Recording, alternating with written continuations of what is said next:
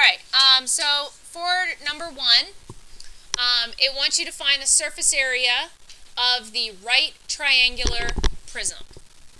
Okay, now, since you know that this is a triangular prism, that name triangular tells you that the bases are the triangles. Okay? So since the bases are the triangles, you are looking to find the area of each of those triangles. However, to find the area of the triangles, you need the height. So how are you going to find the height? This is a what kind of triangle?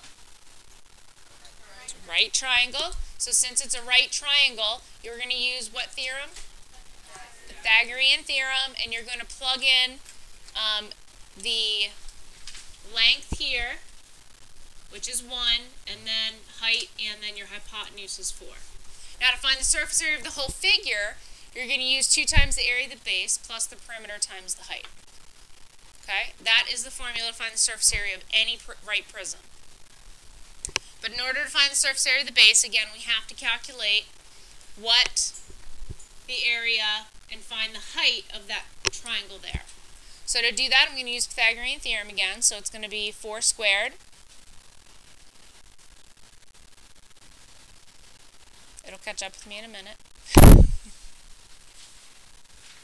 Okay. Pointing out that you have hypotenuse of 4, side of 1, and you're looking for h, which is the height of the base. So 4 squared equals 1 squared plus your height squared. Simplify each part. 4 squared is 16. 1 squared is 1. Subtract 1, you get 15 equals height squared. Square root of 15 is root 15. Cannot simplify it, so you leave it as root 15, and then you're going to use that to plug into the formula. So since each of the bases are triangles, you're going to use half times the entire base, which is 2, times the height, which you just found, is root 15. Plus, the perimeter of the base is 4 plus 4 plus 2,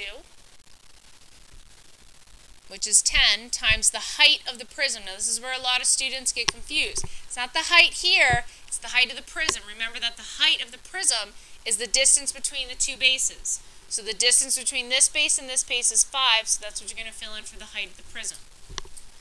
So now, half of 2 is 1, so you can cross those out, and you're just left with 2 root 15 plus 10 times 5, which is 50. Okay, we're going to go on to number 2.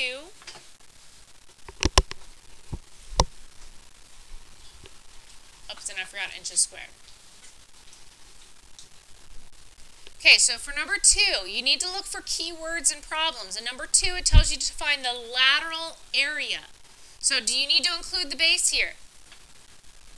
No, the lateral area does not include the base. So therefore, you are only looking for those triangular regions around the lateral surface. They are all congruent. They are all congruent, so therefore you know that you can just multiply 4 times half.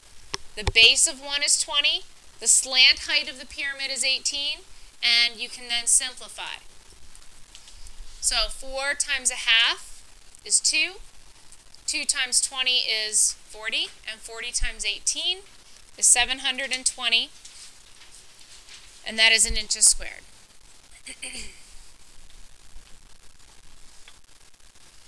Okay, number 3. You can erase that little stray mark there on number 3. Sorry about that. So for number 3, again, you just want to find the slant height. Do you have to find volume or surface area? No, it doesn't ask you to find surface area. It just wants you to find the slant height. So therefore, you have to look for L. And if you notice, it gives you the height is 16, and then the radius is 3. And what kind of triangle does that form? Right triangle, so you're going to use the Pythagorean theorem. 16 squared plus 3 squared equals the slant height squared. So 256 plus 9 equals the slant height squared. 256 plus 9 is 265. Take the square root of both sides, and you cannot simplify 265, and that's why it tells you to leave it in simplified radical form. Now, if there was a perfect square that divided into 265, you could simplify it, but there's not, so therefore it is just 265 centimeters in length.